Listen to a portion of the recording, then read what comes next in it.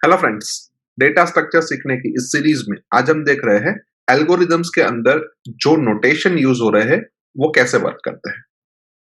तो सबसे पहले एक्सप्रेशन को हम कैसे एल्गोरिदम के अंदर लिखेंगे वो देख लेते हैं। तो सबसे पहले जो भी स्टैंडर्ड मैथमेटिकल सिंबल्स हम न्यूमेरिक या फिर बुलियन एक्सप्रेशन के अंदर यूज करते हैं उसको हम वैसे ही यूज करेंगे। असाइनमेंट के लिए हम एरो ऑपरेटर का यूज करेंगे, जो कि अगर हम सी का या सी प्लस प्लस का यूज करते हैं तो उस वक्त असाइनमेंट ऑपरेटर इक्वल्स टू से लिखा जाता है। एंड इक्वालिटी के लिए हम इक्वल टू को यूज करेंगे, जो कि सी एंड सी प्लस प्लस के कंटेक्स्ट में अगर हम बात करें तो डबल इक्वल टू से लिखा जाता है।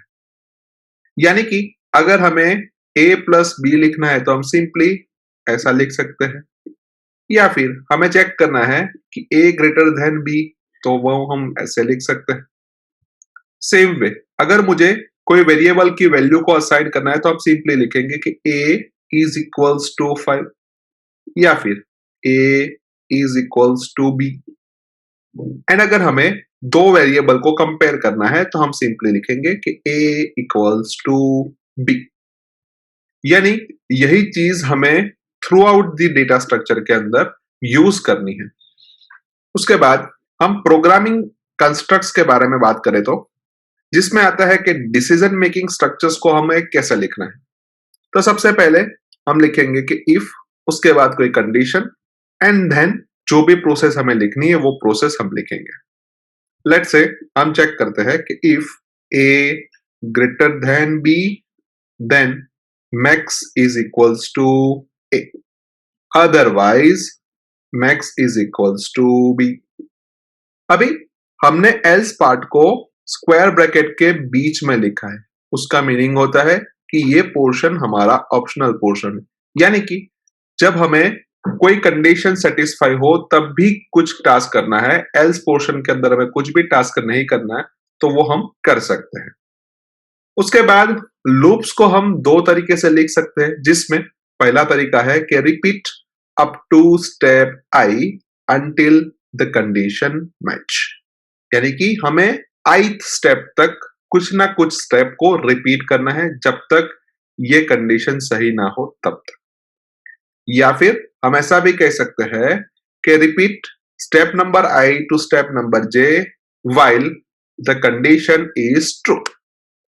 उसके बाद एरे को हम, अगर वन डायमेंशनल एरे है तो हम उसके एलिमेंट को डिनोट करेंगे कि ए ऑफ आई, और अगर टू डायमेंशनल एरे है तो हम उसको डिनोट करेंगे कि ए of I J.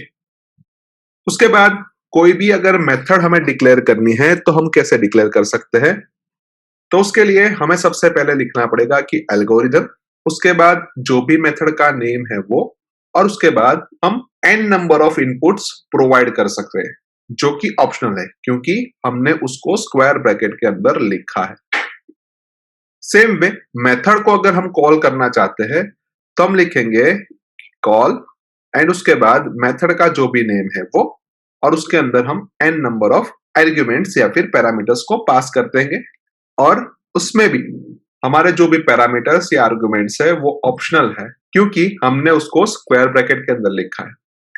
And last में अगर हमें मेथड को रिटर्न करना है तो हम उसके लिए लिखेंगे कि रिटर्न और उसके बाद कोई भी वैल्यू, लेकिन ये वैल्यू भी ऑप्शनल है क्योंकि काफी बार ऐसा होता है कि हम हमारे आउटपुट को मेथड के अंदर ही लिख देते हैं, तब उस वक्त हमें वैल्यू रिटर्न करने की जरूरत नहीं पड़ती।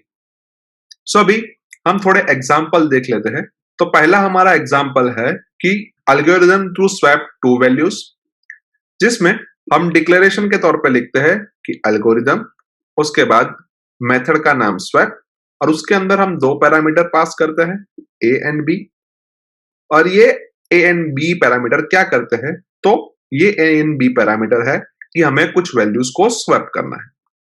उसके बाद हम यहाँ पे लिखते हैं कि सी की वैल्यू हम ए को असाइन करते हैं, ए की वैल्यू हम बी को असाइन करते हैं, और बी की वैल्यू हम सी को असाइन करते हैं। एंड उसके बाद हम ए और बी की वैल्यू को प्रिंट करवा देते हैं, जो कि हमारा आउटपुट है। एंड लास्ट में हम सिंपली रिटर्न लिख देते हैं। अभी उसको हम कोई एक एग्जाम्पल के साथ समझे तो सपोज ए की वैल्यू 5 है एंड बी की वैल्यू 3 है, तब C के अंदर सबसे पहले 5 वैल्यू आ जाएगी, A के अंदर 3 आ जाएगा क्योंकि B की वैल्यू 3 है, एंड B के अंदर C की वैल्यू आ जाएगी क्योंकि C की वैल्यू 5 है, यानी कि B की वैल्यू अब 5 हो चुकी है। एंड जब हम A और B की वैल्यू को प्रिंट करवाएंगे तो वो 3 एंड 5 प्रिंट होगा, जो कि पहले 5 एंड 3 था। एक और एग्जांपल को हम देखें तो उसके अंदर हमें दो वैल्यूज में से स्मॉलर वैल्यू फाइंड करने का एल्गोरिदम लिखना है। तो हमने सबसे पहले मेथड को डिक्लेयर किया कि एल्गोरिदम और उसके बाद स्मॉलर, और उसके अंदर भी हमने दो पैरामीटर पास किए A एंड B, और ये दोनों वैल्यू को हमें चेक करना है कि दोनों में से कौन सी वैल्यू छोटी है। तो उसके लिए हमने लिखा है कि अगर A की वैल्यू B की वैल्यू से छोटी है तो हम रिटर्न A करते हैं, और अगर ये कंडीशन गलत है तो हम रिटर्न B को करते हैं। यानी अगर सपोज हम A की वैल्यू 5 और B की वैल्यू 3 एज्यूम करते हैं, तो यहाँ पे जो हमारी कंडीशन है वो चेक करेंगे कि 5 लेस देन 3, जो कि गलत है, यानी कि वो एल्स पार्ट में जाएगा और वो हमें 3 रिटर्न करके देगा। सेम वे अगर हम A की वैल्यू 15 और B की वैल्यू 30 समझते हैं, तब हम चेक करेंगे कि 15 लेस देन 30, जो कि सही है, तो उस वक्त हम फर्स्ट रिटर्न में जाएंगे और वो हमें 15 रिटर्न करके देता है। यानी कि हम ऐसा कह सकते हैं कि यहाँ पे हमारी जो भी वैल्यूज है उस पैरामीटर्स के ऊपर हमारे स्टेप्स एग्जीक्यूट होते हैं, जबकि पहले एल्गोरिदम के अंदर सभी स्टेप्स सीक्वेंशियल तरीके से एग्जीक्यूट होते थे, जो यहाँ पे नहीं होता है।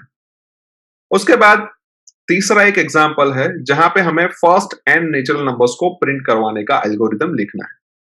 तो उसके लिए हमने डिक्लेरेशन के अंदर एल्गोरिदम लिखा है, उसके बाद एल्गोरिदम का नाम प्रिंट है, और उसके अंदर एक पैरामीटर को पास किया है n, और वो n क्या है कि जहां तक हमें हमारे नेचुरल नंबर्स प्रिंट करवाने हैं।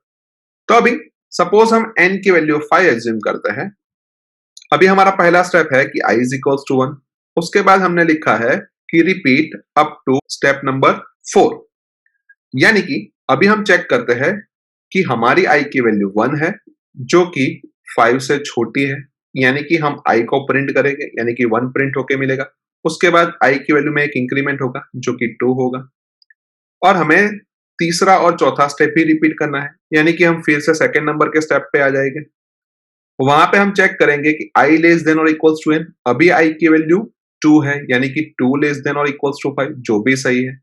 तो हम तीसरा स्टेप एग्जीक्यूट करेंगे जहां पे हमें 2 प्रिंट होके मिलेगा और i प्लस प्लस हमें i की वैल्यू 3 करके देगा। उसके बाद हम फिर से सेकंड नंबर के स्टेप पे आएंगे। वहां पे हम चेक करेंगे कि i लेस देन और इक्वल्स टू n, जो कि अभी होगा 3 लेस देन और इक्वल्स टू 5, जो कि सही है, यानी कि हम तीसरे नंबर पे स्टेप पे आएंगे और तीसरे नंबर का स्टेप हमें 3 प्रिंट करके देगा, और उसके बाद वाला i प्लस प्लस वाला स्टेप हमें i की वैल्यू 4 करके देगा।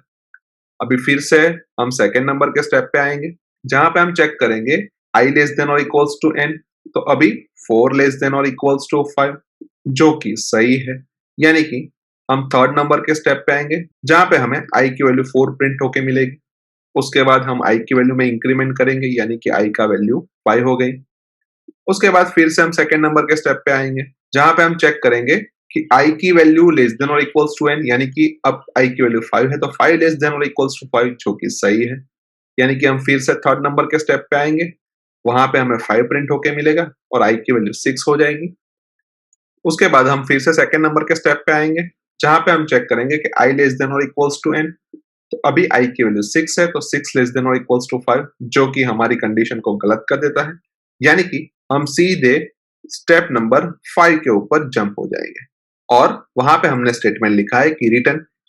यानी अभी हमें पता चल चुका है कि एल्गोरिदम्स को कैसे लिखा जाता है, उसका मेथड डिक्लेरेशन कैसे लिखा जाता है, उसके अंदर कैसे पैरामीटर पास कर सकते हैं, उसका नाम कैसे रख सकते हैं, वो पैरामीटर्स जो भी हमने पास किए उसका डिस्क्रिप्शन हम कैसे लिख सकते हैं, और पूरे का पूरा एल्गोरिदम जिसके अंदर हम रिपीटेशंस वाले स्टेप्स भी लिख सकते हैं, हम डिसीजन मेकिंग स्टेटमेंट भी लिख सकते हैं, हम सीक्वेंशियल स्टेटमेंट भी लिख सकते हैं, यानी कि किसी भी तरीके से हम एल्गोरिदम को लिख सकते हैं। उसके अलावा हमने रिटर्न स्टेटमेंट यहाँ पे लिखा है जहां पे कोई भी वैल्यू हम रिटर्न नहीं कर रहे हैं। यहाँ पे हम आइदर ए आइदर बी रिटर्न कर रहे हैं, और यहाँ पे भी हम कोई भी वैल्यू रिटर्न नहीं कर रहे हैं, यानी कि रिटर्न का भी वेरिएशंस हमने यहाँ पे देख लिया है। सो आई होप कि आपको ये नोटेशन के अंदर और वो नोटेशन के ऊपर से लिखे गए एल्गोरिदम्स के अंदर अच्छी तरीके से समझ आ चुकी होगी। सो आई होप कि आपको इस वीडियो के अंदर अच्छी तरीके से समझ आ चुकी होगी। आज के वीडियो में बस इतना ही। नेक्स्ट वीडियो में फिर से मिलेंगे। Thank you very much.